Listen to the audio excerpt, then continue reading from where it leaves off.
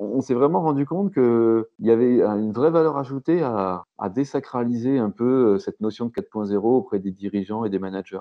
Après, il y avait des journées orientées donc on faisait technologie. Après, il y avait leur plan stratégique qui n'était pas le plan stratégique digital, justement, qui était vraiment leur plan stratégique et le digital au service du plan strat. C'est là où ils se sont rendus compte qu'ils pouvaient utiliser la digitalisation sur autre chose que leur processus produire. En général, les gens, ils veulent des robots, etc. Mais en fait, ils se rendent compte que ils ont encore des bons de congé en carbone. Bonjour à tous et bienvenue pour ce 10e café IQSE. Donc, ce sera la dernière session de cette première saison qu'on avait prévue sur l'échange autour des sujets innovation, prévention et digitalisation. Donc, après avoir abordé des sujets comme les équipements connectés, tout ce qui va être intelligence artificielle, gamification, implication des collaborateurs et importance du jeu, on va aborder tout ce qui va être excellence opérationnelle aujourd'hui avec Sébastien Jamet de HLP. Bonjour Sébastien. Eh bien, bonjour, merci de m'accueillir aujourd'hui. Merci de m'écouter. Et puis surtout, comme tu le disais en introduction, tu me le disais pour présenter la démarche, c'est tout sauf un monologue. Donc, moi, j'apprécierais beaucoup avoir pas mal de questions, essayer d'y apporter des réponses, mais en tout cas avoir des interrogations sur ce que je vais vous présenter. N'hésitez pas si vous avez des questions. Donc, soit vous pouvez le faire directement par le chat et puis on se chargera de les relayer. Ou alors, sinon, vous pouvez Ouais. directement activer votre micro et puis vous pouvez directement prendre la parole. Ce sera quand même beaucoup plus simple que de passer par l'intermédiaire du chat. Donc voilà, en fonction de si vous préférez proposer vos questions, n'hésitez pas. Comme l'a si bien dit Sébastien, ça reste dans une démarche d'échange voilà, et de partage d'expérience de Ouais. questionnement. Donc n'hésitez pas à poser vos questions. Ok, donc moi rapidement, donc Sébastien Jamet, ça fait 3 ans que j'ai rejoint les équipes d'HLP, après un parcours de 15 ans, enfin 17 ans, dans l'industrie, dont l'industrie aéronautique, dans le management des opérations. Donc opérations notamment, bon, j'étais directeur d'usine du groupe Daher à Saint-Élion-de-Grandlieu, puis des 4 usines de Daher en Loire-Atlantique, et puis directeur de l'usine de Stelia Rochefort, hein, Rochefort. Et en fait, il y a 3 ans, j'ai décidé de changer un peu radicalement d'orientation professionnelle. En fait, j'avais très envie d'entreprendre. Donc, j'ai monté une entreprise qui est une filiale de HLP, qui est une entreprise qui est dans l'Est de la France, et on s'est basé à Nantes. Donc, ça fait maintenant 2 ans que la structure juridique existe. Et nous avons déjà 4 salariés, donc ça se passe plutôt pas mal. Donc, je vais vous présenter l'offre d'HLP très rapidement d'abord, vous allez comprendre. J'espère que, j'espère que ça va être assez clair. Et puis après, on échangera. Alors, j'ai prévu peut-être. Vous voyez mon écran ou pas? Mon partage? Oui, on voit très bien. Donc, dans le déroulé après, j'ai au choix soit des écrans, des applications digitales qu'on propose, soit un petit film d'un témoignage client. Enfin, voilà. Donc, on verra. Alors, HLP, tu as très bien dit ce qu'on faisait. HLP, nous, on est dans l'excellence opérationnelle. C'est notre métier. Les clients font appel à nous pour faire ça. Et pour le faire de manière un peu différente, en fait, assez tôt, donc il y a 17 ans, le fondateur d'HLP a décidé d'aller plus loin dans les solutions, c'est-à-dire de ne pas se cantonner à des démarches diagnostiques, plan d'action, mais aller vraiment dans l'accompagnement, loin dans l'accompagnement. Ce qui est assez classique, c'est donc on est dans des activités de conseil et de formation. Assez classique, on verra qu'on essaye de travailler un peu les spécificités sur ces sujets-là. Mais globalement, on sait que c'est souvent intéressant d'avoir un vrai accompagnement en formation quand on lance un programme d'excellence opérationnelle. Et ce qui est moins classique, c'est que du coup, on est éditeur depuis 17 ans de solutions digitales que je vais vous présenter. Et encore moins habituel, on a infographie et fabrication de management visuel associés. C'est-à-dire qu'en fait, on va aller chercher les solutions avec nos clients de management visuel pour que ce soit beau, quoi. Que l'outil qu'on met en place dans les ateliers, donc vous verrez, il n'y a pas que du management visuel, il y a ce qu'on appelle de la visitabilité, des meubles, des stickers, des posters, tout ce qui associe la communication, en fait, tout ce qui crée de la communication autour du programme d'excellence. Mais retenez que notre métier, c'est l'excellence opérationnelle. Donc du coup, tout ce qui va être management visuel, c'est pas uniquement tout ce qu'on pourrait voir au sol, c'est vraiment beaucoup plus large que ça.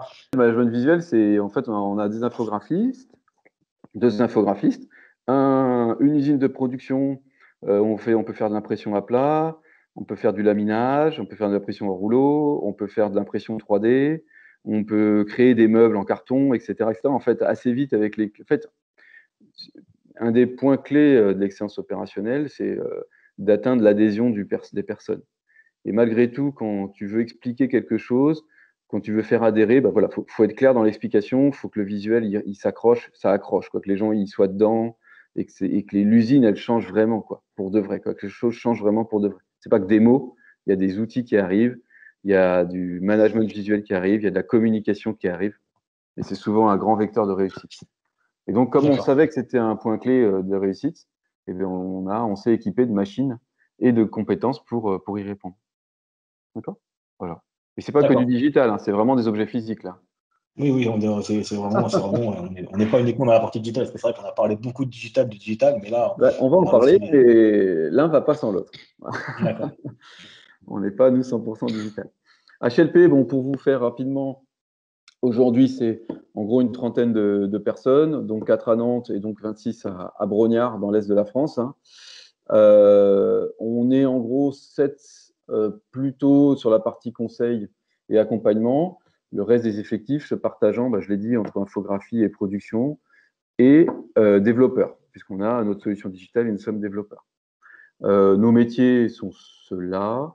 À noter qu'on a développé, quand vous voyez amélioration de la qualité du travail ou optimisation des organisations, on est sur des vrais modules en fait. Évidemment, on travaille avec nos clients pour compléter ce qui est dans le programme, mais on a des vrais programmes d'accompagnement, notamment la qualité du travail.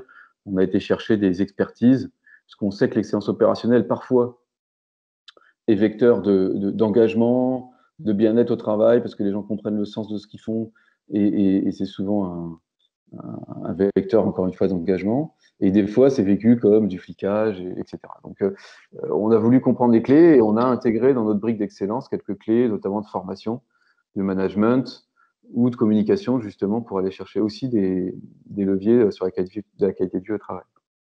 Oui, On en a... plus l'intervention tombe très bien, puisque si je ne me trompe pas, on est en pleine semaine de la QVT cette semaine.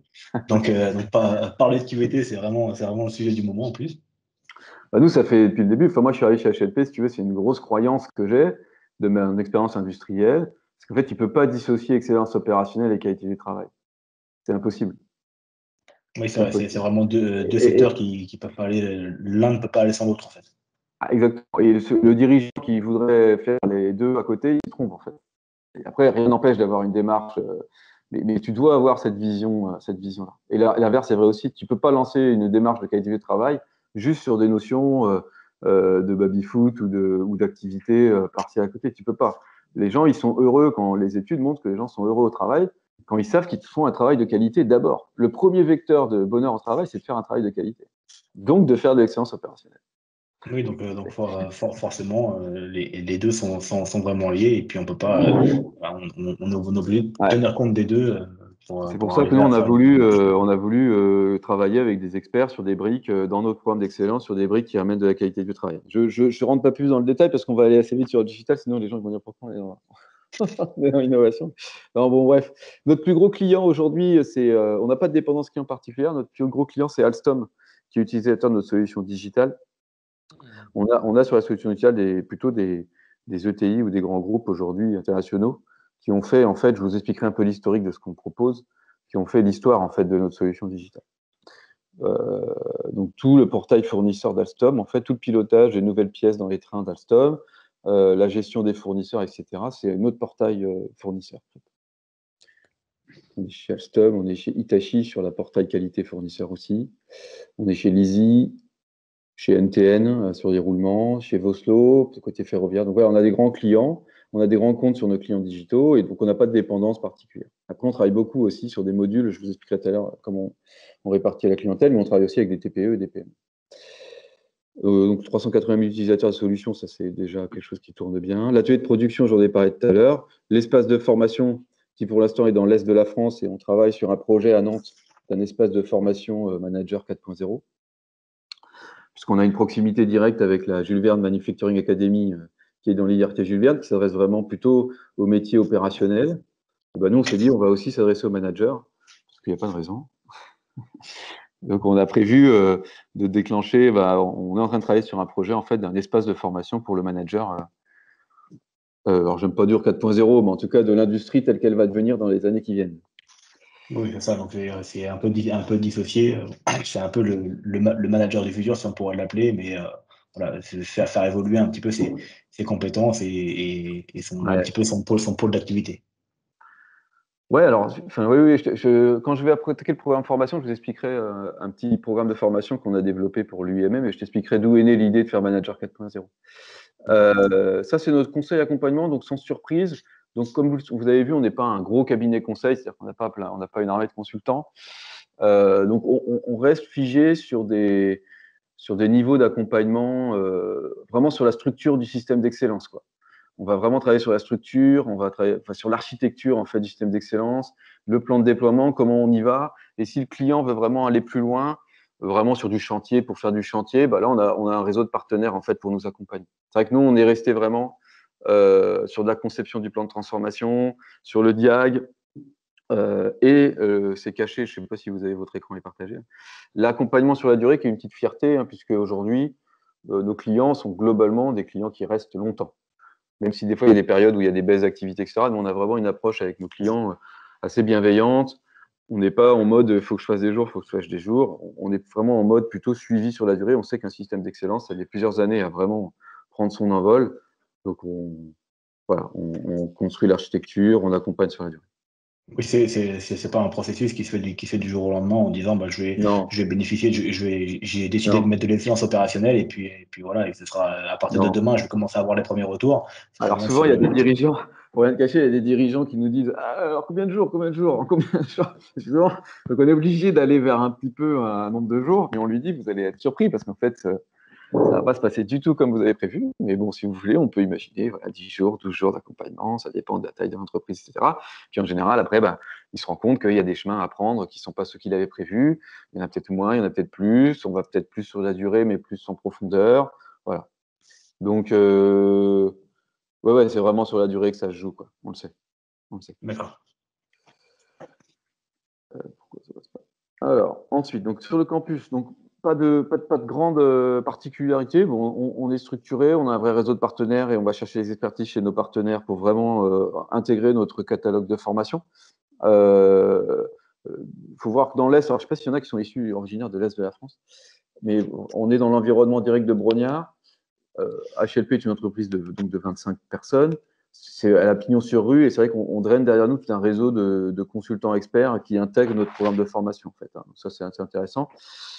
Ce que je vais juste te dire donc, sur le programme de formation, ce qu'on a beaucoup fait, c'est digital innovation, parce que j'ai eu la chance d'être retenu sur le programme de l'UIMM Loire-Atlantique sur le dirigeant 4.0, qui était un programme de formation en 6 demi-journées sur le 4.0 pour les dirigeants. Et en fait, de ce programme-là, on a vraiment sorti tout un accompagnement autour de la digitalisation et du 4.0. On a vraiment essayé de tuer un peu les grands standards qu'on pouvait voir présents sur le marché. C'est quoi le 4.0? C'est les IoT, c'est les machins, c'est les trucs. On a essayé de sortir de cet aspect technologique.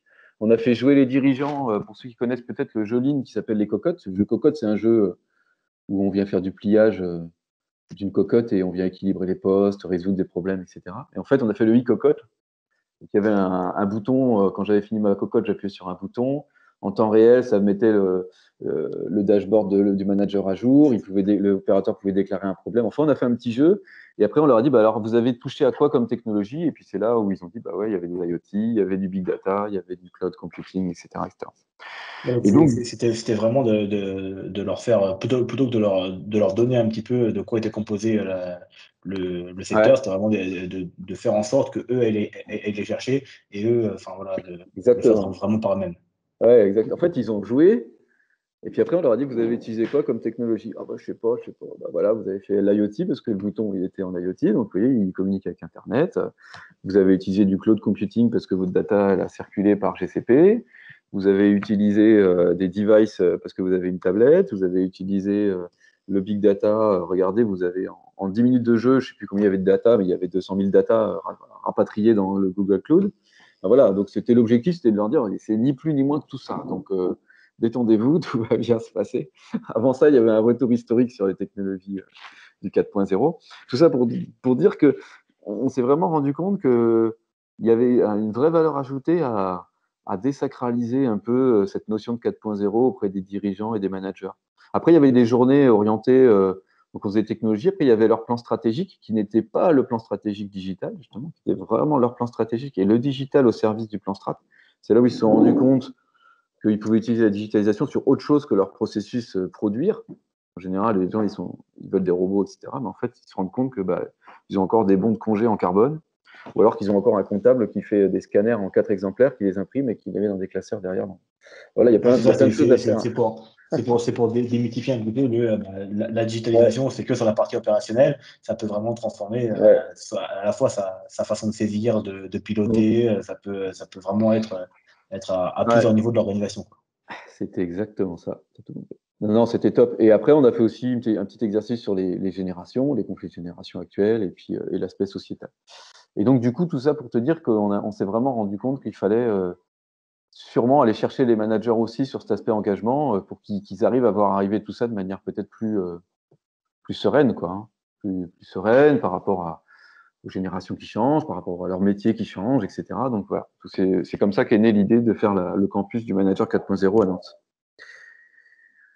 Sur le digital, je vous fais juste ce petit slide pour vous expliquer parce qu'on va rentrer plus dans le détail après. Donc en fait, nous, ce qu'on a voulu sur le digital, donc comme je disais, on était depuis 17 ans euh, éditeur de solutions digitales. On a depuis 3 ans sorti le WRS, qui en fait qui a été soutenu par l'État au titre du PIA 3. On a donc on a été financé par la BPI en partie, pour aller chercher toutes nos compétences en excellence opérationnelle et les intégrer dans notre portail.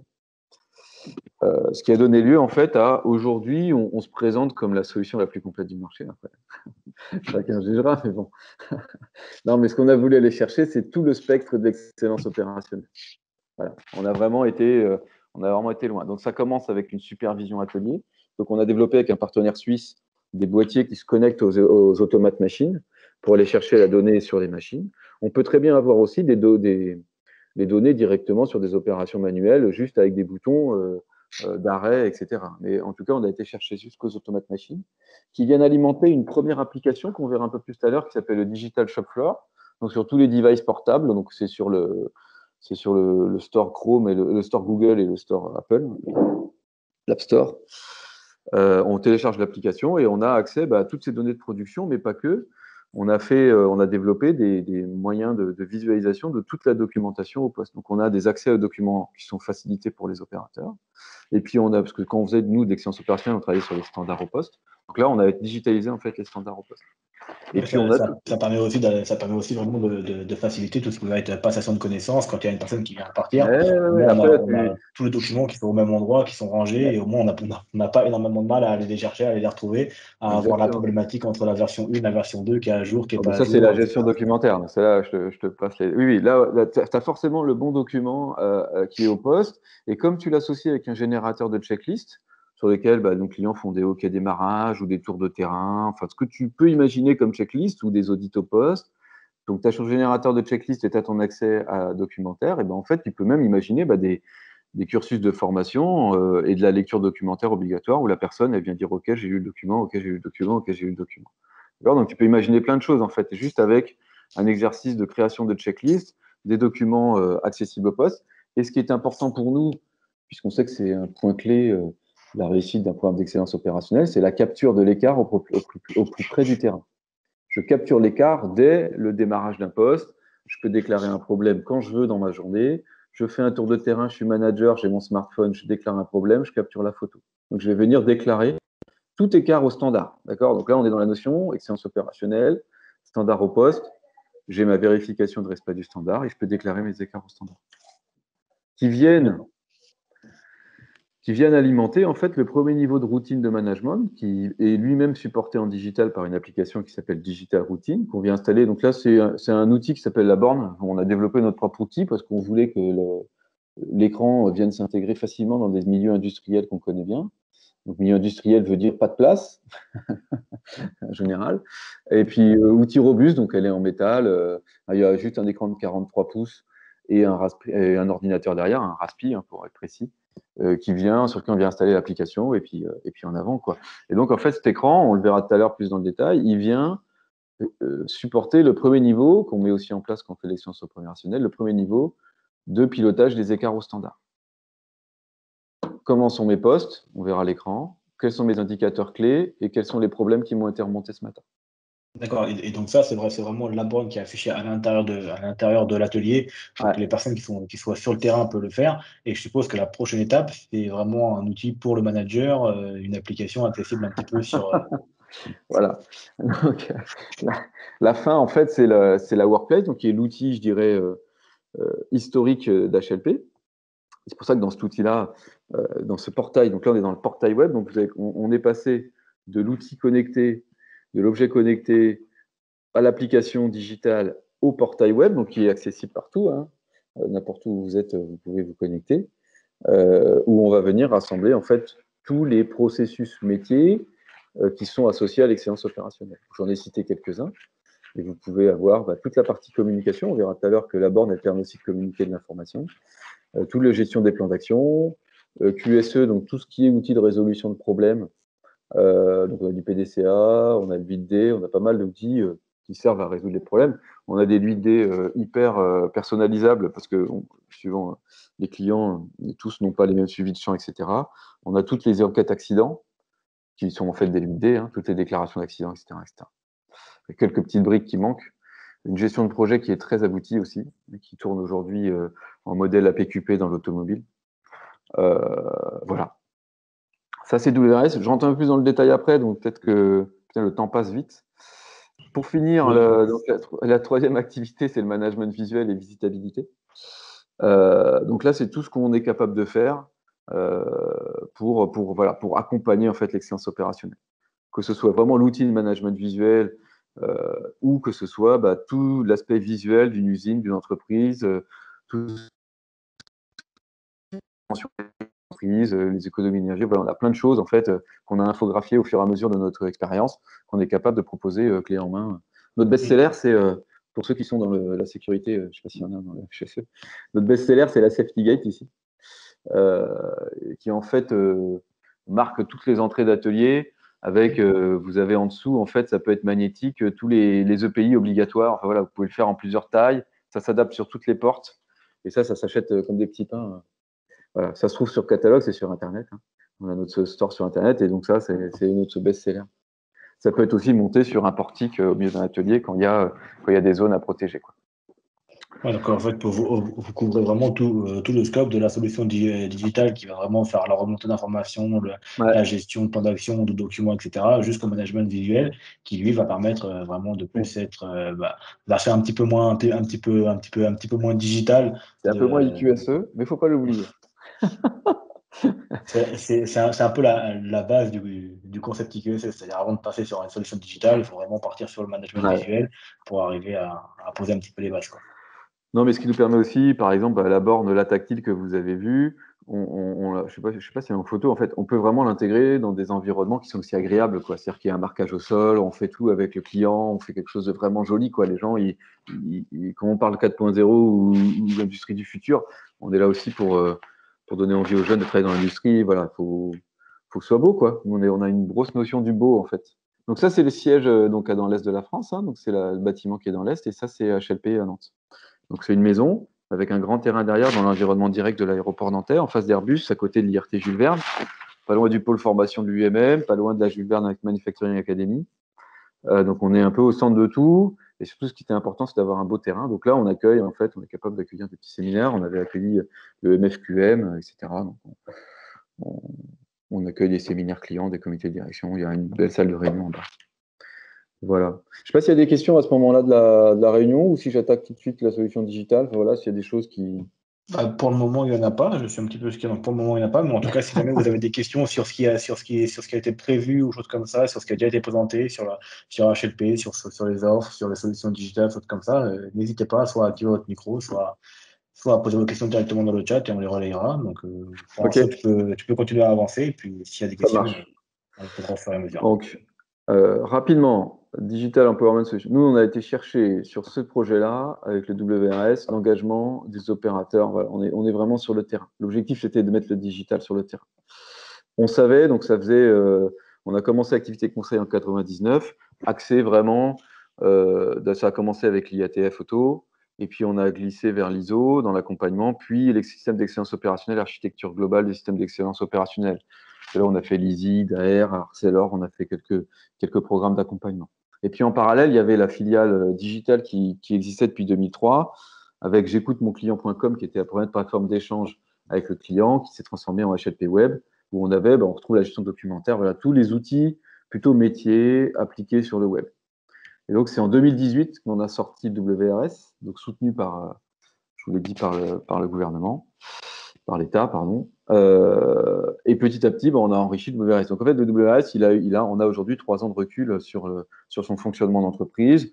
On a en gros aujourd'hui une dizaine de clients fortement impliqués dans la mise en place de la solution, sachant qu'elle est éminemment personnalisable. Si vous voulez n'utiliser que la routine, vous pouvez utiliser que la routine. Si vous voulez utiliser que la workplace, vous pouvez utiliser que la workplace. Si vous voulez utiliser que le shop floor, enfin voilà, vous avez tout ce que vous voulez. En fait. C'est vous qui décidez l'application métier que vous voulez appliquer. Donc je l'ai expliqué encore une fois, donc supervision atelier jusqu'à portail fournisseur. Donc la supervision atelier, elle permet la supervision globale, le suivi des machines avec les TRS, les taux de revue, les indicateurs, tous les indicateurs paramétrables.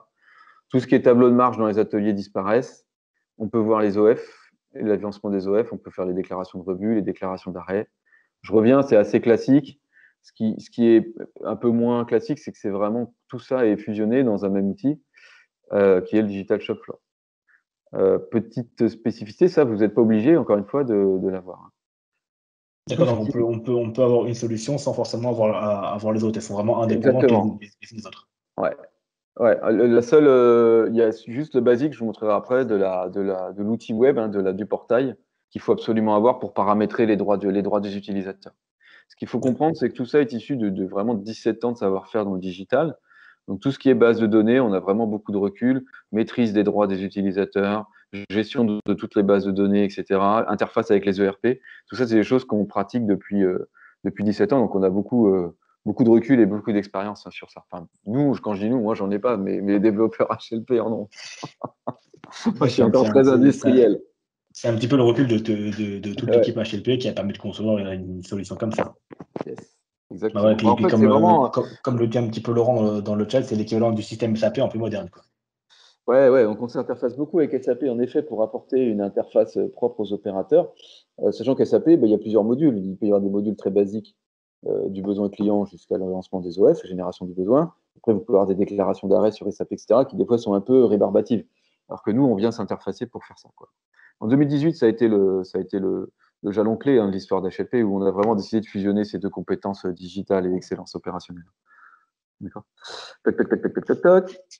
Tac. Je sais pas si toc toc ça va être très bien dans le replay, mais bon. Sur le Digital Shop Floor, donc vous avez tout ce qui est partie communication. Donc vous avez un écran assez basique. Hein. Tout ce qui est OK démarrage, tour de terrain, standard au poste, déclaration de non-conformité, qui peuvent être des accidents de travail ou des problèmes HSE, etc. Déclaration des problèmes, tout ça se fait depuis le smartphone. Sur la partie shop floor. Et sur le manager, en fait, lui, il retrouve sa gestion documentaire aussi, mais plus en mode arborescence. Si j'ai le temps, je vous montrerai. Il peut publier des articles que vous retrouverez après sur la tablette. Il peut faire son pilotage OBEA avec une gestion de post-it. Il peut piloter, il a toute sa to-do depuis son smartphone. Il gère ses audits. Puis après, il y a des applications qui sont plus anecdotiques, mais notamment la Business App, ce qui est intéressant, qui vous permet d'avoir des accès à URL pour un peu que votre logiciel qui soit au bout de l'URL soit d'accord. Par exemple, on peut faire des accès à votre logiciel RH pour déclarer des congés depuis votre smartphone. D'accord. Donc, vous avez une accès URL direct au système RH. Et puis, si on est d'accord sur des comptes, parce qu'il y a quand même des connexions, et vous pouvez avoir en direct accès sans passer par un bureau, etc. En fait, on a une passerelle vers n'importe quoi, en fait. Tout ce qui est sur le web. C'est vraiment d'en faire un vrai écosystème et de pouvoir un peu supprimer, de dire j'ai besoin de me connecter sur tel outil pour accéder à ça, tel outil pour accéder à ça. J'accède vraiment à une application et j'ai accès à tout ce qui tourne autour. Quoi. Ouais, tout à fait. Ouais. Mais on a vraiment pensé terrain, en fait. Hein. Nous, on sait que les managers, ils sont sur le terrain, ils font des tours de terrain, ils veulent déclarer des problèmes quand ils veulent se mettre des post-it sur leur OBEA quand ils veulent. Enfin, voilà, il faut vraiment qu'on soit là-dessus. Nous, c'était vraiment notre leitmotiv. Sur la routine, le leitmotiv, c'était la rituelle telle qu'on les structure aujourd'hui dans nos programmes d'excellence. Il sert deux choses, piloter la performance. Donc là, je vois les écarts que j'ai sur mes machines, mes OK démarrage, Mes indicateurs, tout ça, vous le paramétrez comme vous voulez. Les indicateurs, c'est vous qui décidez quels indicateurs vous pouvez mettre. Et à partir du moment où vous les avez mis en digital, en fait, vous pouvez les consolider sur le niveau supérieur de management, etc. C'est assez pratique. Contrairement à ce qu'on peut constater quand on fait des rituels quotidiens, où tous les jours, je vais mettre une data, et puis en fait, pour la consolider, il faut que je fasse un Excel à côté, etc. Donc là, non, tout est intégré dans le système. C'est-à-dire que vous pouvez très bien avoir un système de bâtonnage sur le terrain, et le bâtonnage, il est consolidé au niveau supérieur, il fait la somme des bâtonnages, etc. etc. Ouais, donc Et puis, on peut vraiment fusionner les indicateurs pour ah oui, vraiment oui, oui. piloter ça comme on en a envie, quoi. Bah, quand on met un programme d'excellence opérationnelle sans parler de digital en main, moi, ce que je détestais, parce que je ne sais pas vous, mais je suis un peu parti pris là-dessus, mais c'était quand il y avait des gens qui imprimaient des graphiques Excel pour les afficher au moment du rituel. Pour moi, ce n'est pas la logique du rituel quotidien. Le rituel quotidien, c'est le manager qui est en mode animation et qui renseigne les indicateurs. Parce que dès qu'il renseigne un indicateur, en posture, il questionne l'indicateur. S'il a un tableau Excel imprimé qu'il affiche, ce n'est pas le même geste que de noter la data, la donnée. Et bien là, on retrouve la même logique en fait sur la routine. Soit vous pouvez faire des interfaces avec en effet un ERP qui vous ramène la data, mais moi j'encourage à ce qu'il y ait une saisie de la donnée par le manager. Déjà, en plus de pouvoir piloter la performance, etc., ça implique le collaborateur en le forçant un petit peu à Ouais, remonter les problèmes. Et généralement, exactement. il sera encore un peu plus acteur, que ce soit sur la partie prévention des risques en tant que telle, ou que ce soit sur la partie vraiment Mmh. opérationnelle, remonter les problèmes machines, choses comme ça. Plus on incite à remonter dans un Ouais. logiciel, plus c'est intuitif, plus c'est facile, plus ils ont envie de le faire Alors, et ça, plus il y c'est aura de vrai que données, quoi. c'est un point important hein, pour des clients qui travaillaient sur les animateurs de poste ou les animateurs sécurité, etc. Là, on leur met un outil dans les mains qui est hyper top pour eux. Parce qu'ils peuvent structurer leur tour de terrain, ils peuvent déclarer des écarts qui vont se mettre dans la routine, etc. Donc, c'est un outil pour cette population-là et pour les industriels qui essaient de se lancer dans cette démarche-là d'animateur sécurité ou d'animateur qualité. Là, vous avez un outil qui vraiment les qui enlève le poids de ça, une checklist, d'aller mettre le problème sur un truc. Ça, c'est vraiment, pour le coup, là, c'est vraiment un truc important. L'autre point qui est sympa, c'est donc tout ce qui est communication. Donc, en fait, une fois que vous avez vos bornes dans vos ateliers, vous pouvez, quand vous écrivez un article, le communiquer vous choisissez les bornes sur lesquelles vous voulez afficher l'article. Vous pouvez lancer des quarts d'heure sécurité, vous pouvez lancer des alertes qualité, et ils vont s'afficher de manière automatique sur la borne. Et donc, le manager, quand il va animer sa routine, il va passer 2 minutes ou 5 minutes ou un quart d'heure, c'est comme vous voulez, mais il peut passer sur le côté com et dire au gars, attention, il y a une alerte qualité, c'est le client-là, etc., avec une photo. Et ça, c'est vraiment très, très efficace aussi. Non, Donc, encore une fois, c'est vraiment centré sur le visuel et sur la facilité. exactement. Et puis la workplace, bon, il y a tout, je passe vite, mais c'est vrai que vous avez pas mal d'outils. Euh, Encore une fois, on est les plus complets. Donc évidemment, sur quelques outils, vous allez trouver peut-être des outils plus performants à droite, à gauche. Mais là, on a vraiment une base de données qui vient tout capturer, des droits, des paramétrages de droits qui sont très, très matures pour vraiment des déploiements efficaces quoi, et sécurisés. Voilà. Ça, c'est juste pour vous dire. Alors, je ne sais pas si je passe aux écrans pour vous montrer un peu comment tout ça marche. Je ne sais pas si ça vous intéresse plutôt, Florian, t'en penses quoi? Parce qu'il est là, Bah, il est déjà à 35, c'est 3 quarts d'heure, c'est ça? on a encore un petit peu de temps, on a encore un petit peu de temps. Globalement, on s'était donné maximum jusqu'à 14 heures, donc il nous reste une Ouais, vingtaine de c'est top. minutes. Donc, Ce que je donc, veux on pas, a encore un petit c'est. peu de temps. je Je veux- pense que ça peut être intéressant de voir justement l'expérience utilisateur, de voir un petit peu Ok. qui ça peut toucher, quelles populations sont concernées, et puis comment on peut faire interagir tout ça finalement, parce qu'on a vu qu'il y avait plein d'applications qui pouvaient toucher tout le monde à l'intérieur d'une usine, mais comment on peut arriver à faire communiquer tout ça ensemble, ça peut être intéressant. Puis après, on peut passer sur la partie démo, écran, Yes. vidéo. Ouais, ça marche. Il y avait quelqu'un qui a une question? Non, pour l'instant, je Ah, pense ok. pas. Donc, juste bon, pour vous dire, là, c'est les principales les applications qui sont en lien. Donc, on a un module OBEA qui permet de faire du pilotage stratégique d'entreprise ou du pilotage d'activité, c'est comme vous voulez. Donc, je voulais montrer le pilotage des top 15. On a une application chantier Kaizen pour piloter les chantiers d'amélioration au sein d'une usine ou au sein d'une entreprise. Tous les indicateurs de performance sont un élément important d'utilisation de notre outil. La partie com, j'en ai parlé, standard, j'en ai parlé, formulaire, j'en ai parlé. Tout ce qui est, du coup, vous rationalisez vos actions. Que vous ayez des actions d'un 8D qualité ou d'un 8D sécurité, d'une résolution de problème, d'un OBEA ou d'un projet, en fait, vous avez toujours vos actions qui sont mises à jour et que vous pouvez trier par thème. Donc, c'est assez pratique aussi pour manager vos équipes, en fait, puisque vous pouvez regarder les actions de vos équipes et puis prioriser facilement. Tout ce qui est résolution de problèmes, les audits et la gestion des développements avec la gestion de projet. Alors, on a fait ça. Ça, c'est pour vous faire l'introduction à la démo. La démo que je vais vous faire, elle est en lien avec ça. Donc, en fait, si on fait l'expérience utilisateur et on démarre du terrain, parce que nous, on est là pour parler du terrain, ben voilà, Mathilde, l'opératrice sur le terrain, elle va pouvoir avoir, via les blogs, son passage de consigne. Je vous montrerai comment. Elle va pouvoir faire ses checklists de prise de poste. Ça peut être juste une checklist de démarrage en disant, des fois, c'est des leaders qui font des checklists de démarrage. Des fois, c'est des opérateurs directement sur les machines. Vous pouvez intégrer des données, en fait. Vous pouvez dire, mesure la température de ça, envoie-moi le stock de ça, etc. En fait, vous créez une checklist avec accès aux documents en direct ou pas. Et donc, déclaration d'écart, parce que l'important d'une checklist, c'est pas qu'elle soit toute verte, toujours, c'est que comme la vie industrielle est faite d'aléas, l'important d'une checklist, c'est aussi de pouvoir capturer les écarts. Donc, capture des écarts. Le pilotage de production, je ne vais pas pouvoir le montrer dans la démo parce qu'on n'a pas encore d'environnement de démo. Aujourd'hui, c'est des choses qui tournent chez des clients et on ne peut pas montrer les data clients. Je vous montrerai peut-être 2-3 écrans, mais rapidement. Et donc, déclaration d'écart. Ce qui permet au middle management de se concentrer, en fait, sur un tour de terrain et la rédaction en temps réel. Je vous montrerai. En fait, comme les informations sont capturées en digital, vous avez toutes les informations en temps réel du statut de votre périmètre. Donc, votre tour de terrain, vous pouvez l'adapter, adapter la checklist, et vous savez que voilà, vous allez prioriser votre tour de terrain. Ça rend fun les tours de terrain. Pour ceux qui ont essayé de mettre des tours de terrain dans des systèmes d'excellence opérationnelle, quand c'est du papier qu'on doit s'imprimer tous les jours et qu'après on a mis des trucs dessus et qu'on ne sait pas quoi en faire, le tour de terrain, il a une autre gueule grâce au digital quand même.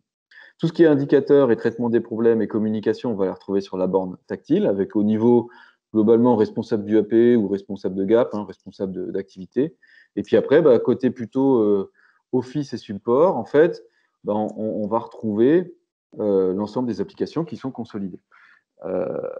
Avec le petit clin d'œil où du coup, Eric, directeur d'usine, il peut communiquer en direct avec tout le monde en temps réel, c'est-à-dire qu'il a une information importante à passer, il peut passer l'information directement sur tous les devices, donc soit tablette ou borne, qui sont connectés. Il faut que tu prévois pour demain matin. Ben la carton et Ben. Et donc là. Attends, demain matin. Non, mais bon, je préfère te le dire. Alors. Et donc, du coup, pour tout ce qui est outils, pour tout ce qui va être outil workflow, je suppose que ça va permettre d'automatiser l'interaction entre tout ça, quoi. En fait, tout ça, c'est déjà tout dans le module, quoi, en fait. C'est-à-dire qu'un problème qui est déclaré là, il peut être amené là dans la journée. Hein. Et lui, il peut prendre enfin dans l'heure même, puisque tout ça, c'est en temps réel. Une communication qui est diffusée sur l'outil directement là, elle peut être tout de suite en temps réel diffusée sur les devices. Un indicateur qui est ici intégré, il est suivi après directement, en fait. Mais du coup, on peut aussi lancer des actions en externe. Si par exemple on voit qu'il y a une checklist de prise de poste ou un démarrage si par exemple on se dit qu'on veut que tout soit vert et qu'à un moment il y a quelque chose qui est rouge, peut-être ça peut être de faire réagir sur une autre application qui ne serait pas intégrée à l'intérieur éventuellement avec un outil de workflow. On peut on peut s'interfacer avec des outils externes, oui, tout à fait. D'accord. Là, parce que après on a de l'ERP en général, on peut avoir du MES, on s'interface avec quelques MES. Si les gens ont déjà équipé de MES et qu'ils cherchent à travailler sur la réaction au-dessus du MES, en fait, donc on peut travailler sur des interfaces, ouais, tout à fait. D'accord. Non, je pense que c'est surtout à tout ce qui va être opération de maintenance. Ah oui, d'accord. Opération de maintenance, choses comme ça. C'est par exemple, à un moment, on a une déclaration d'écart qui est vraiment à la production. Je vais t'expliquer. Je vais te montrer comment ça peut marcher, en fait. Il n'y a pas de problème. Donc là, je vais juste vous montrer ce workflow-là en réel. Donc ici à droite, alors je ne sais pas si ça va être assez grand, et ici à gauche, il faut que je retravaille mon truc. Ici, en fait, vous avez l'écran qui est de la borne tactile du secteur dans lequel je suis. Donc il faut imaginer que ça, c'est l'écran de la borne. D'accord. Vous voyez, DR. Donc là, vous voyez mes enfants, c'est sympa, mais c'est pas le but. Donc, c'est juste pour montrer les interfaces qu'il y a entre les deux, d'accord? Ici, donc j'ai mon gap injection qui est ma zone. Je vois que j'ai des tours de terrain. Donc, le statut du début, c'est le statut de toutes les vérifications, toutes les checklists que j'ai paramétrées dans mon atelier. Donc, on voit que j'ai 9 OK démarrage à faire, et puis j'ai 2 tours de terrain qui sont paramétrés dans mon atelier. Tout ça, c'est vous qui paramétrez. Ici, j'ai mes indicateurs. Ici, j'ai les problèmes qui ont été renseignés par mes opérateurs, mes problèmes en cours, d'accord, qui sont en cours, d'accord. Donc, je suis opératrice, et donc j'ai ouvert mon smartphone. Donc là, ça se passe à droite, et là, c'est une démo, donc il y a tout, mais sinon, vous pouvez restreindre le nombre d'applications, en fait, hein. Donc, notamment, le premier truc que je fais en général, mais ça s'affiche par défaut sur mon écran, j'ai toutes les communications. Ça peut être des communications de direction, ça peut être aussi des passages de consignes. D'accord? Puisque je suis abonné à des blogs, moi, en tant qu'utilisatrice ou utilisateur, opérateur. Donc, j'ai des blogs, et donc je vois passage de consignes de Jérôme. Ah oui, tiens, qu'est-ce qui se passe? Donc, je peux aller le voir, et je peux rajouter en fait des commentaires. Vous voyez, il y a eu des commentaires qui ont été faits. Oui, j'ai bien lu, etc., etc. Bah, un vrai intérêt de ça, c'est de pouvoir aussi simplifier le passage de consignes d'une équipe à Ah une oui, autre. oui, Parce non, que, mais quand on est sur deux équipes où on se croise pas forcément, bah, d'avoir un passage de consignes de ce qui s'est passé, bah, ça permet d'avoir l'info au même endroit et d'éviter de courir un petit peu partout, un petit peu à la pêche à l'info, savoir ce qui s'est passé. Enfin, voilà, pour rien ça vous permet vraiment cacher, de simplifier ça. pour rien vous cacher, au début, c'était vraiment une petite com, et c'est sur la première implémentation du shop floor chez un client à Cholet, là. En fait, ces opérateurs, quand je les formais à l'outil, ils disaient: mais ça, je peux mettre des consignes de coup dessus. Ah ben, je dis: bah oui. Et du coup, ils n'ont plus de cahier de consignes, ils sont tous avec leur tablette, et ça se passe très très bien, ils sont très contents. Ouais, Euh, comment puisque créer un usage qui vient directement c'est d'un ça. besoin du terrain. Donc en fait, c'est tout bête, hein. Je vais dans mon application forum, je vais sur écrire un article, et puis là, j'ai choisi le forum sur lequel j'écris. Donc je peux avoir les forums groupes où j'ai droit que sur mon forum à moi, et puis j'écris l'article, je peux mettre une photo. D'accord. Après, la première application, donc c'est la première checklist que nous on a créée, c'est donc le OK démarrage. Donc le OK démarrage, je vais dire, bah, je travaille sur ce poste, je regarde à gauche, la presse APO par exemple. Donc là, on retrouvait les postes, vous avez vu qu'il y a à gauche sur mon truc.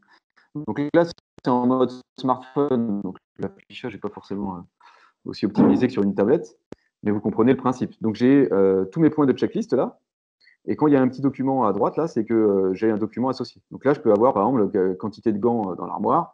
Bah, je vais mettre si j'ai 6 gants encore, et je peux aller ouvrir ma fiche données sécurité que j'ai associée à mon document, à mon check. D'accord?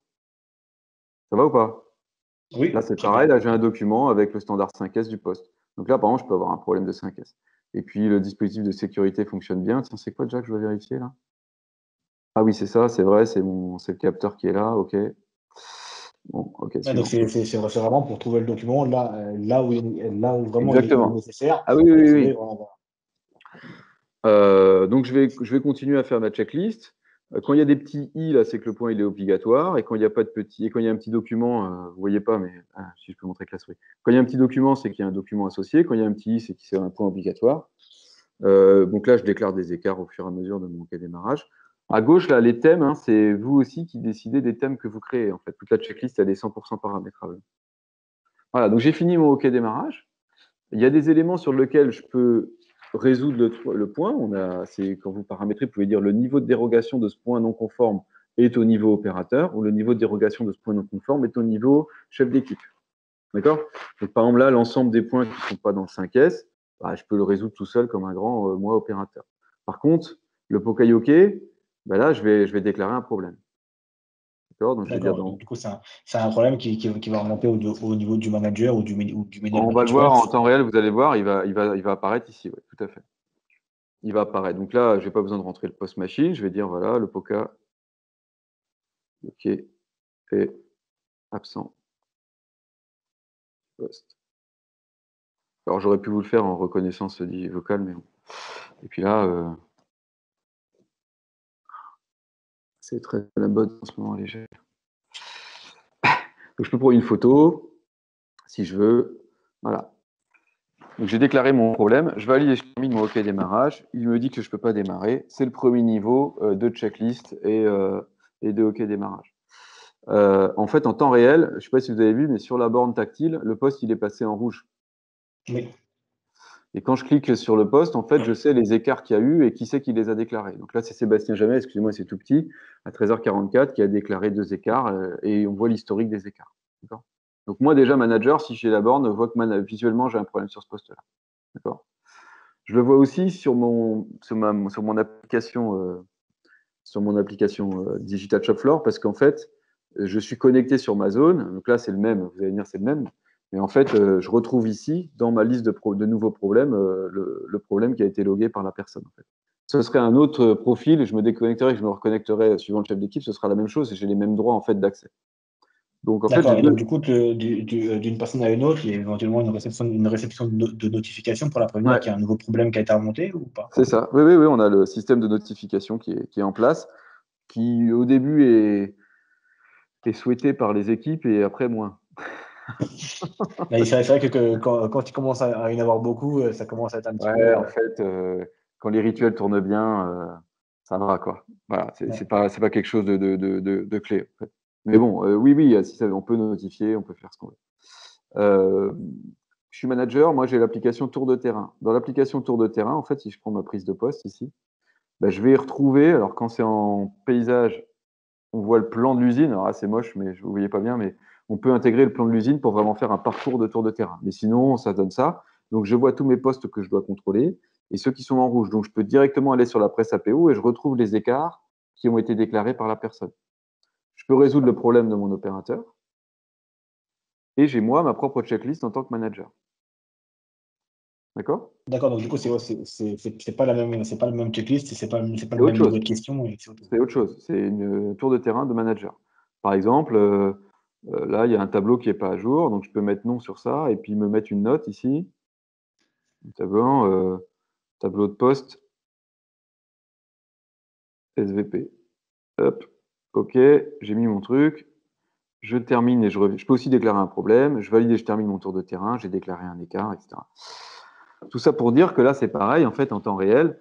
L'ensemble des informations vont venir se loguer sur la borne. Euh, grosso modo, c'est ça. Vous avez aussi les standards au poste. Donc là, c'est vraiment directement ce qu'on disait tout à l'heure, c'est les documents en mode consultatif. Là, il n'y en a pas, c'est dommage. Mais en fait, j'ai juste des documents à consulter directement sur mon poste de travail. Gestion des problèmes, je retrouve tous mes problèmes. Une fois que j'ai fini ce petit tour, donc j'ai fait déclaration d'écart standard, etc., je vais aller sur ma borne faire mon management. Donc, imaginons la borne, elle est en mode communication. Donc là, j'ai la communication qui tourne. Oui, on est au salon CPM en ce moment. J'ai la communication qui tourne et je vais démarrer mon rituel et je vais me mettre en mode performance. D'accord? Donc là, je retrouve à jour l'ensemble du statut de mes postes, l'ensemble du statut de mes tours de terrain. J'ai déclaré un écart sur mon tour de terrain. Tous les problèmes, les nouveaux problèmes et les problèmes en cours. Le premier réflexe, c'est de déverrouiller la borne. Alors là, vous ne vous en rendez pas compte. Il faut être un peu schizophrène, mais la borne, comme elle est au milieu de l'atelier, il faut qu'elle soit verrouillée. Et pour la déverrouiller, en fait, j'ai dans mon application Digital Shop Floor un petit module de déverrouillage où en fait ici, voilà, c'est déverrouillé, c'est Sébastien Jamet qui a déverrouillé la borne. Donc là, je dis toujours aux managers que je forme, appuyez-vous sur l'outil, quoi. L'outil, il vous sert. C'est-à-dire, vous faites le statut de vos postes, vous êtes avec vos leaders ou vos animateurs, vous regardez un peu le statut des postes, qu'est-ce qui s'est passé ce matin. Ah oui, j'ai dépanné Nanar sur la presse, là, mais bon, le Pokayoke, il va falloir en recommander un. J'ai le commentaire que j'ai fait sur ma prise de poste, donc ça c'est top parce que souvent les gens qui font des tours de terrain ils disent ça sert à rien, c'est jamais affiché, etc. Alors que là oui, vous déclarez un écart, il est affiché. Je vais mettre à jour mes indicateurs. Donc là, les indicateurs, vous les paramétrez comme vous voulez. Hein. Donc là, par exemple, je sais pas, je suis de l'équipe A et le 14 juin, je suis à 4, je sais pas c'est quoi, le nombre de pièces dans les bacs rouges. Donc là, c'est pareil, en fait, vous créez tout ce que vous voulez. Donc vous voyez, hop, ça s'est mis à jour à 4 ici. Là. Et d'accord. puis, Et tous ces éléments-là, on peut aussi les paramétrer et les modifier depuis l'application de bureau du manager, où il est obligé de se déplacer sur la borne pour ah non, pouvoir le non, faire. on verra tout à l'heure, il peut le faire directement depuis ses bureaux. Non, le D'accord. manager. Non, non, mais après, moi, j'encourage à ce qu'il se déplace, mais s'il veut. Enfin, tout ça, Oui, ça se mais enfin, paramètre. c'est toujours quand même beaucoup plus simple de déplacer et de le faire sur le moment. Mais voilà, Oui, mais oui, ça, non, mais si il peut jamais le il a. faire. Ouais, ouais. Il peut le faire comme il veut. Vous verrez après comment ça se termine. Ici, en fait, j'ai plusieurs solutions, j'ai plusieurs modèles qui tournent aujourd'hui dans les entreprises. Ce que je dis toujours aux chefs d'équipe, c'est vous devez vous positionner, vous voyez, ça se slide, c'est sympa. Soit vous prenez le problème à haut niveau, c'est-à-dire vous dites celui-là, je le garde pour moi, soit je peux l'envoyer au chef, soit je peux carrément supprimer le problème. D'accord? Donc, par exemple, mon Mokayoke, là, qui n'a pas reconnu un machin, donc, je retrouve mon problème, hein, J'aurais pu mettre une criticité, je n'ai pas utilisé criticité, etc. Je retrouve l'historique, mais là, il n'y a pas d'historique puisqu'il n'a pas encore existé. Et donc celui-là, je vais dire, bah non, mais celui-là, en fait, je vais le prendre à mon niveau. Donc là, je peux, dans l'outil, intégrer un, un acteur, une action et un pilote. Ou alors, je peux avoir un QRQC à côté en Velleda, d'où l'outil management visuel qui est quand même utile. Un petit outil Velleda à côté qui permet de mettre problème cause action sur des problèmes faciles, quoi. Et là, je vais D'accord. me Alors, prendre. il y a une question de Jean-Daniel dans le chat qui demande combien de temps cela prend pour un atelier de 30 personnes pour que cette digitalisation soit étudiée, déployée, acceptée et efficace. Alors, il y a deux questions. Il y a une subtilité dans la question qui est le accepter. En fait, euh, nous, si je prends l'aspect strictement digital, globalement, voilà comment on accompagne nos clients. Alors, je vous rappelle que les gens qui vous accompagnent sont des industriels. Ce pas des gens qui sont des logiciels, c'est des industriels. C'est mes collègues, moi-même, on a tous grandi dans l'industrie. Donc, un atelier de 30 personnes, une borne, des tablettes au poste pour faire des OK démarrage, des checklists, etc. Si je m'intéresse strictement à l'aspect logiciel, en 2 mois, c'est fait. Si je D'accord. Et après, m'intéresse il y a à toute la partie. l'organisation, est-ce qu'il y a déjà aujourd'hui des checklists? Est-ce qu'il y a déjà aujourd'hui des standards au poste? Est-ce qu'il y a une culture de l'écart au standard, de la résolution de problèmes, de l'animation, d'une routine, etc. C'est autre chose. Mais globalement, euh, même si on part de zéro, allez, en moins de entre 4 et 6 mois. D'accord, ouais, donc il y a vraiment deux niveaux. Il y a le Ah niveau où ouais. c'est simplement digitaliser les processus existants, et il y a Ou- aussi le Et les niveau où bah, les les processus améliorer, existants. c'est-à-dire que j'arrive plutôt avec ma casquette digital man, mais je m'organise avec les équipes sur un existant, c'est-à-dire qu'il y a déjà des routines, il y a déjà un pilotage de performance, c'est-à-dire que là, je m'appuie sur un existant, ou alors, il n'y a pas tout ça, ou vous voulez challenger tout ça, et là, ouais, il y a un peu plus de préparation avec les managements, les opérateurs, de formation, mais allez, en 3-4 mois, ça peut commencer à pédaler. Et le digital, alors, je vous parle sincèrement, hein, c'est pas parce que je suis dans cette position-là aujourd'hui, c'est très sincère, mais non. Moi, je voyais plutôt quand j'étais dans l'industrie, je voyais plutôt le digital comme le truc en plus. En fait, plus j'installe ce genre de système chez les clients, plus je me rends compte que c'est un vrai vecteur d'adhésion et ça accélère énormément la mise en place des choses. C'est beaucoup plus fun d'avoir une tablette et de faire une checklist sur une tablette que d'imprimer tous les matins une checklist papier avec un porte-document, de la remplir avec les gars, d'écrire un problème sur la checklist papier, qu'après je vais venir dire à mon chef qui va l'écrire sur son tableau Velleda, etc. Ça n'a rien à voir. Les gens, ils sont n'importe quelle génération. Les gens qui m'ont le plus surpris chez mes premières intégrations, c'était plutôt d'ailleurs les seniors, je dirais. Moi, j'en suis, moi, hein. Et voilà, qui sont hyper à l'aise avec l'outil, finalement, qui trouvent ça fun, quoi. Ah, t'as vu, Ouais, je t'ai pris en photo la machine, t'as vu, ça fait 2 fois que ça arrive, je t'ai pris en photo la plaque d'eau, machin. c'est ça, mais on revient un Ils peu sont toujours à super la même chose, contents. c'est-à-dire que de faire un outil intuitif que tout le monde a envie d'utiliser, finalement, ça va venir simplifier le déploiement, puisque bah, même les personnes qui ne sont pas digital natives, qui ne Ouais. sont pas vraiment baignées dans la partie digitale, bah, ils vont avoir envie de le faire, ils vont avoir envie de s'amuser, et puis ça va vraiment simplifier leur utilisation au quotidien, quoi. Le plus dur après, sincèrement, hein, mais c'est un Rex, hein, c'est un peu le manager, c'est le management qui doit aussi changer son mode de rituel. C'est plus, je sais pas comment sont organisés les gens qui sont autour de la table, mais c'est plus un peu à la bonne franquette où, bah alors toi, le tour de table, tour de terrain, c'est quoi? Non, c'est bah ouais, là vous m'avez logué des problèmes, je dois m'en occuper. ou on doit s'en occuper collectivement. Pour le coup, il est là le problème, je peux pas l'enlever, hein. Parce que même quand le problème, je l'ai pris en cours, il reste là, hein. Oui, c'est ça, Et, et j'ai il tout reste là. l'historique, et j'ai tout l'historique de ce qui a été fait sur le problème, les replanifications et tout et tout, hein. Donc d'un point de vue adhésion, en tout cas du terrain, c'est top. Parce que C'est vous top, savez, ouais. souvent les mecs ils déclarent ça fait 6 mois que j'en parle, il se passe rien et tout. Mais là, ils peuvent plus dire ça. Et puis c'est un vrai point c'est un vrai point de friction, puisque si jamais là on peut limiter un petit peu le point de friction qu'on avait, de dire que le collaborateur il puisse dire bah, j'ai remonté un problème, je suis pas écouté, alors qu'en fait bah, il est vraiment là, il est vraiment Ah oui, écouté, de toute et façon, puis au moins voilà, il a quand même une trace de ce qui s'est passé, puis dire bah, je t'ai remonté, tu peux pas ignorer du fait que je t'ai remonté en fait. exactement. Alors, il y a une autre question de Fabien dans le chat qui dit, alors apparemment, c'est plus une question sur le sujet qualité. pour tous les OK démarrage et autres checklists dématérialisées, quelle possibilité de référencement documentaire en lien avec les processus de l'entreprise? Alors moi, ce que je peux dire, c'est on est dans des entreprises qui sont IATF auto, on est dans des entreprises qui sont donc tout ce qui est traçabilité, qui l'a fait, enfin tout ça, on répond aux exigences normatives. Après, si des checklists existent déjà, on peut faire des imports en masse. Voilà, donc ça dépend vraiment de. Ce qu'il faut réfléchir, c'est pas forcément l'outil. Hein, quand on fait de l'excellence opérationnelle, on travaille ce que nous on appelle les standards au poste. C'est-à-dire qu'on fait vraiment des chantiers standards pour réfléchir au niveau important de standards au poste, pas noyer les opérateurs avec plein de standards. Voilà. Quels sont les standards impératifs que l'opérateur doit respecter pour faire bien son travail? Ou quelles sont les normes, autrement dit, pour répondre un peu à la question, quelles sont les normes qui sont applicables sur le poste? Et à partir de ce moment-là, vous lancez votre OK démarrage autour de ces exigences-là.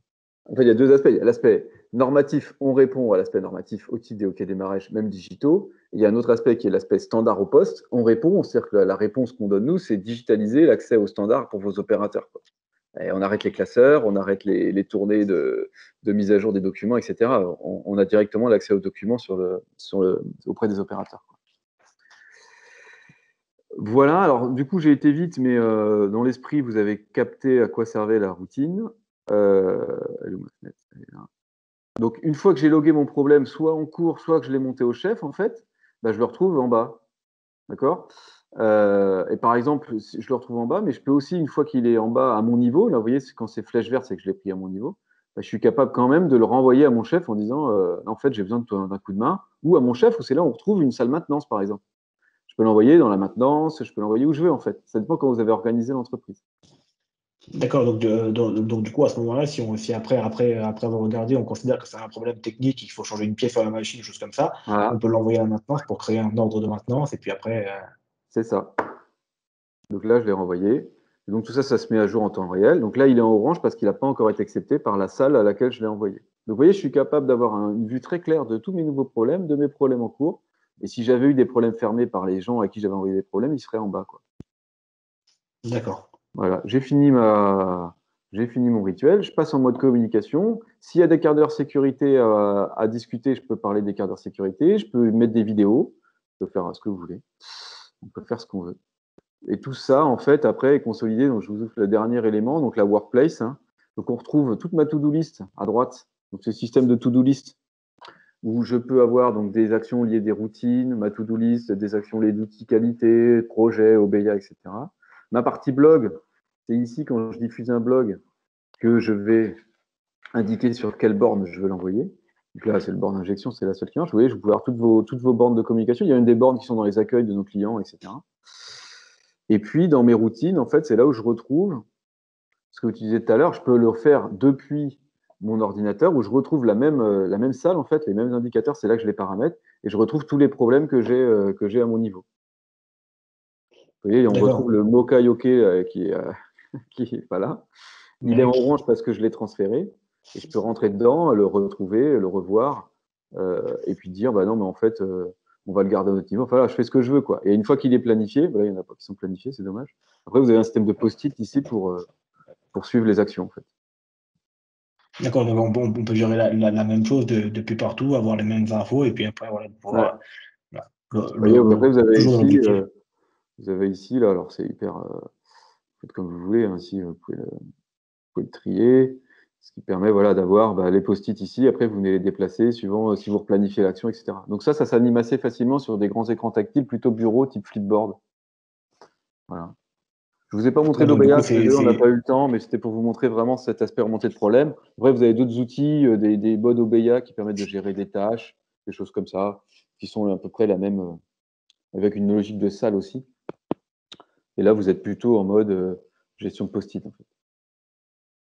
ouais, c'est vraiment des outils sur lesquels on vient même faire les réunions, les cadres de sécurité qu'on vient un petit peu mettre partout idéalement, ou quand on vient faire une réunion, vaut mieux le faire autour de la borne pour pouvoir modifier en temps réel ce qu'on ce Ouais. qu'on ce qu'on cherche à modifier, plutôt que de le mettre dans un premier temps sur papier et après de le reporter sur la Ah bah borne non, jamais, et de le jamais. faire directement dessus, quoi.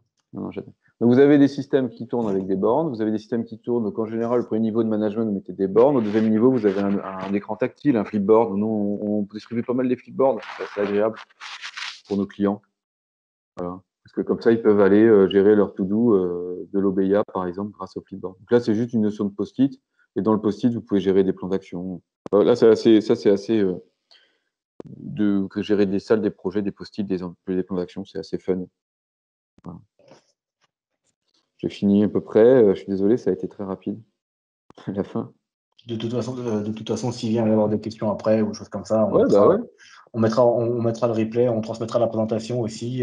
Si on peut la transmettre, on la joindra au replay, comme ça, même si D'accord. c'était un petit peu rapide, si ceux qui ont besoin. Non, j'ai une vidéo client hein, qui est CIB, mais on voit pas grand-chose. C'était sûrement juste d'avoir la satisfaction client. Si vous voulez aller voir sur notre site internet, il y a une vidéo de CIB. Je mettrai le lien directement pour ceux qui veulent aller voir Ouais, ça marche. un petit peu tout ce qui va être retour d'expérience. Voilà, on a Carlet qui dit merci pour la présentation, très bel outil. Donc voilà. Eh ben, merci à tous d'avoir participé à cette dernière session des cafés avec QSE. Merci Sébastien de la présentation, très clair, outil assez complet qui permet de pouvoir gérer plein de niveaux de management, de gérer plein de tâches dans tout ce qui va être excellence opérationnelle. Merci. Merci beaucoup. Pour clôturer un petit peu cette première saison, on vous transmettra tout ce qui va être le replay vidéo de la session. Dans quelques semaines, vous l'aurez aussi par Nicolas au format podcast, au format audio, pour ceux qui sont un petit peu plus adeptes du format écoute dans les transports en commun ou des choses comme ça. Et puis on se donne rendez-vous pour une prochaine saison. Merci beaucoup en tout cas. Merci. Super modèle. À bientôt. Merci beaucoup à tout le monde. Bonne journée.